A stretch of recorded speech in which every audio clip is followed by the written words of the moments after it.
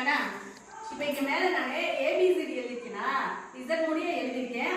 அப்ப அதற்கான எண்ணை எழுதிருக்கேன். இப்போ ஏனா 1, பினா 2, சினா 3 இப்படி எழுதி வச்சிருக்கேன். இப்போ கீழே டிசிப்ளின் அப்படிங்கிற ஒரு வேர்ட் எழுதிருக்கேன். இப்ப இந்த லெட்டர் கூடிய எண்ணை எடுத்து எழுதலாம். எழுதலாமா? டிக்கு என்னமா? ஐக்கு 9. இப்ப என்ன பண்ணணும்னா இந்த எண்களை முழுசும் நம்ம கூட்ட போறோம். கூட்ட சொன்னேனா? இந்த கூட்டினா என்ன விடை வரும் தெரியுமா? 100, 100. ரெண்டு பேர் கரெக்டா சொன்னியா? எழுதிக்கலாம். ஓகே, டிசிப்ளின்னா என்ன? ஒழுக்கம். அதை நம்ம இங்கிலீஷ்ல போறப்ப என்ன எண் வருது? 100. அப்ப 100.